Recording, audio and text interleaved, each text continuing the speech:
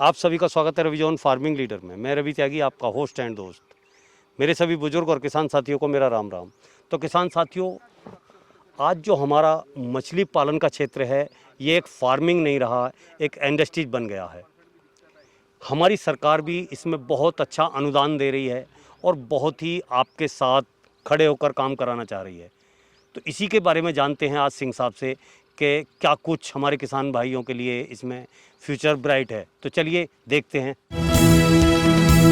भुला दे डर, कुछ अलग कर।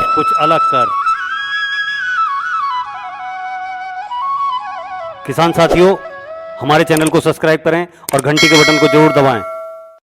सिंह साहब, आपका बहुत बहुत स्वागत है हमारे रविजॉन फार्मिंग लीडर में। Thank you. आप इतने लंबे टाइम से फिश फार्मिंग कर रहे हैं जी। तो जो फिश फार्मिंग का अहम रोल है हमारी प्रकृति के लिए, हमारी इन्वायरमेंट के लिए, ह्यूमन के लिए, वो क्या है, ज़रा उस पर प्रकाश डालें। देखिए, मैं आपको बताना चाहूँगा कि जब हम एक वर्ल्ड लेवल व्यू की, एक विश्व पद्धर अगर हम पद्धर की हम बात करें, तो जो सबसे बड़ी चुनौती हम देख रहे हैं और जिस पे सभी देश मिल के काम कर रहे हैं, और इवन की यूनाइटेड नेशंस जो कि सभी देशों का एक प्रतिनिधित्व करता है, वो काम कर रहा है। उनके एजेंडा में, उनके मेन टारगेट्स में सबसे पहले आता है एनवायरमेंटल कंट्रोल जी। आज हम देख रहे हैं कि हर देश एक दूसरे से प्रतिस्पर्धा की रेस में लगा हुआ है और हम बहुत तेज़ी से इंडस्ट्रियलाइजेशन और अर्बनाइजेशन के तरफ हम बढ़ रहे हैं। लेकिन इसके हमें जहां बहुत सारे फ़ायदे मिले हैं, वहीं हमें बहुत सारे नुकसान भी मिले हैं कि इसके थ्रू प्रकृति को बहुत ज़्यादा डैमेज हुआ है।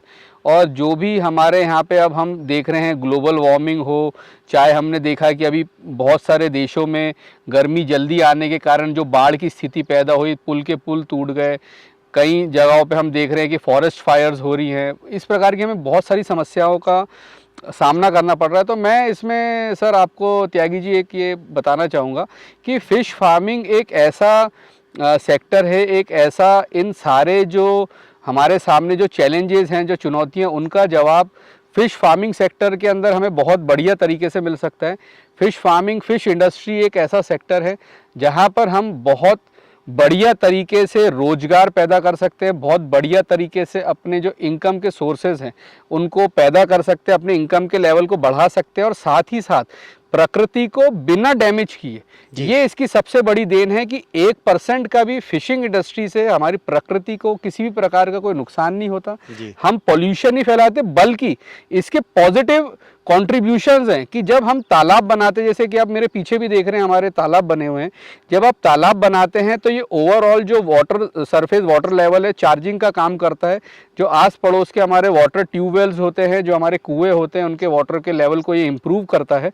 और ये एक तरीके से एटमॉस्फेयर में, आप ओवरऑल एटमॉस्फेयर में ग्रीनरी को कंट्रीब्यूट करता है। आजू बाजू अच्छी हरियाली रहती है, सुहावनी सब चीज़ें रहती है और किसी प्रकार का ये पॉल्यूशन को नहीं फैलाता।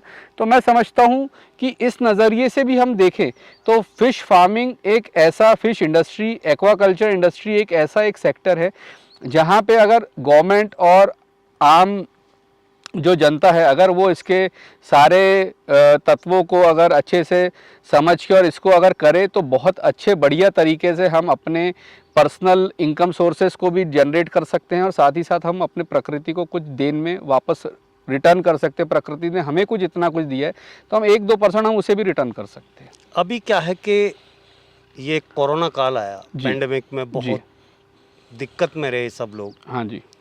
तो क्या इसके लिए भी ये कुछ अच्छा है? बिल्कुल, 100 नहीं 1000% ये अच्छा है। देखिए, आपने और आम इस देश के, इस दुनिया के जो सिटीजन है, उसने ये बात को समझा कि कोरोना का कोई भी 100% ट्रीटमेंट नहीं है। उसका ट्रीटमेंट यही है कि precaution is better than cure, वही वाला मामला हम देखते हैं। यहाँ पर आप जितने फिट रहेंगे, आप अपने आप को जितना स्वस्थ रखेंगे, जितना आपका इम्यून सिस्टम स्ट्रांग रहेगा, उतने ही आप ज़्यादा सक्षम होंगे इस नए नए प्रकार के, आप देख रहे हैं वेरिएंट्स आ रहे हैं। तो बेसिकली इसमें वो जो एक कॉन्सेप्ट भी है, एक कहावत है, सर्वाइवल ऑफ द फिटेस्ट।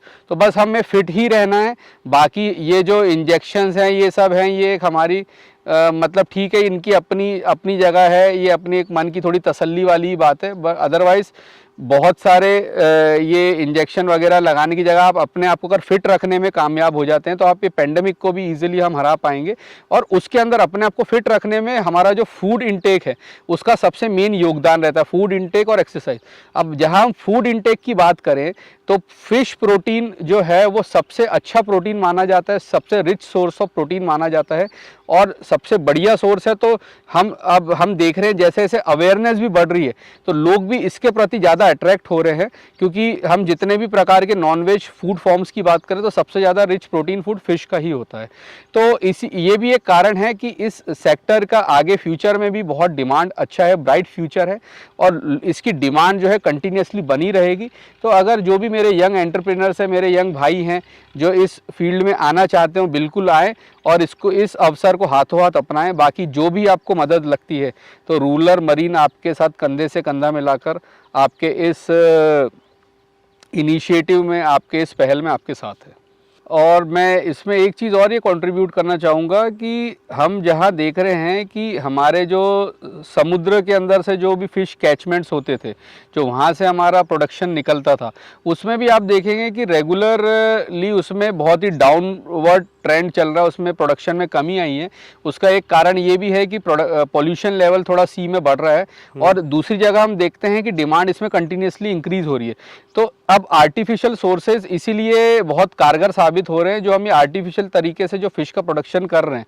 तो इसलिए मैं यही कहूँगा कि इसमें डिमांड बहुत अच्छा है, बहुत ब्राइट फ्यूचर है और ज़्यादा से ज़्यादा लोगों को इस सेक्टर का जो अब पोटेंशियल है, जो आने वाला पोटेंशियल है, इसको देखते हुए इसमें आना चाहिए जानकारी लेके, और वो अपना एक अच्छा एक बिज़नेस का इसको रूप में देखते हुए, ये एक फार्मिंग नहीं है, ये एक फ़िश इंडस्ट्री है और उस चीज़ को समझते हुए लोगों को इसमें आना चाहिए और अपना एक बहुत अच्छा बिज़नेस का एक मॉडल तैयार कर सकते हैं। वीर जी, जैसे अभी आपने कहा कि ये फार्मिंग नहीं एक इंडस्ट्री है जी, तो इंडस्ट्री से याद आया कि अभी क्या है कि बायोफ्लॉक जी, पद्धति का बहुत बोलबाला है, जी, बहुत शोर शराबा है, लोग ट्रेनिंग दे रहे हैं, कोई बायोफ्लॉक बना के दे रहे हैं, कोई नई टेक्नोलॉजी बायोफ्लॉक की सस्ती टेक्नोलॉजी है किसी के पास तो किसी के पास महंगी है।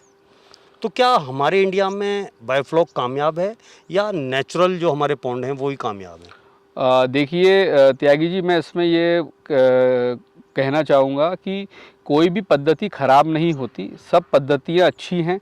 वो बायोफ्लॉक पद्धति भी विदेश के कई देशों से हमारे यहाँ आई हैं, लेकिन हमें एक चीज़ का ध्यान ज़रूर रखना होगा कि हमें अपना घर, अपना लोकल एनवायरनमेंट और अपने पैसे, अपनी जेब, उसका ध्यान हमें पहले रखना है।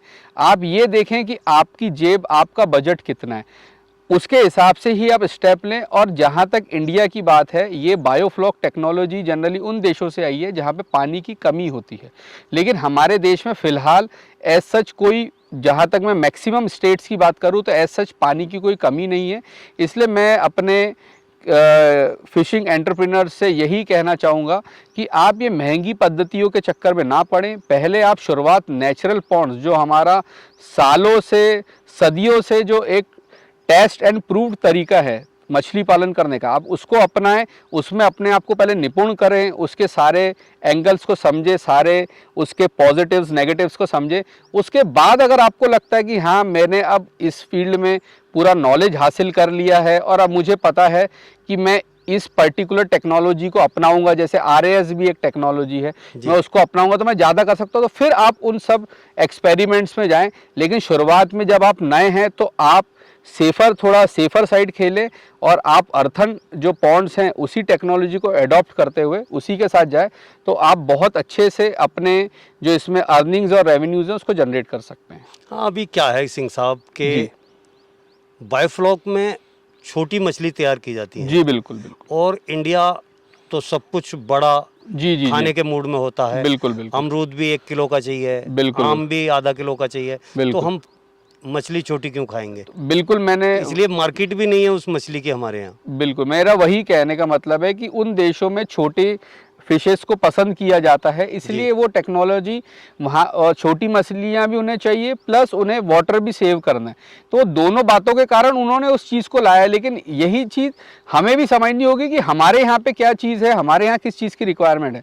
हम केवल एक जो भेड़ चाल होती है कि भाई बायोफ्लॉक हो रहा है तो हम भी बायोफ्लॉक करें, उस चीज़ों से हमें बचना चाहिए, तो ही हम इस फिशिंग इंडस्ट्री के अंदर सक्सेसफुली काम करने में कामयाब होंगे। तो सिंह साहब, और आप जो है जो फिश फार्मर हैं या जो इसमें नया आने वाले हैं, जी। उनसे और क्या कहना चाहेंगे? देखिए, मैं आपसे यही कहना चाहता हूँ कि आज फ़िश फार्मिंग एक ऐसा हमारा राइजिंग सन सेक्टर है जहाँ पे बहुत पोटेंशियल है। गवर्नमेंट भी इसको लेके बहुत सारे इनिशिएटिव्स ले रही है। रिसेंटली गवर्नमेंट ऑफ इंडिया ने 20,000 करोड़ का प्लान लाया है, अप्रॉक्स 20,000 करोड़ का इस सेक्टर के लिए। तो आप इस ग्रोइंग अपॉर्चुनिटी को अडॉप्ट करें और इस सेक्टर के अंदर हमारे देश की बहुत सारी समस्याओं का समाधान छुपा हुआ है। अनएम्प्लॉयमेंट का, पॉल्यूशन कंट्रोल का, एम्प्लॉयमेंट जनरेशन का, इनकम लेवल को राइज करने का, इसमें बहुत सारे आपको समाधान मिलेंगे। तो आप आइए और आपको हमसे इसमें जो भी मदद चाहिए, हम आपके साथ कंधे से कंधा मिलाकर आपके इस इनिशिएटिव में आपके साथ में हैं।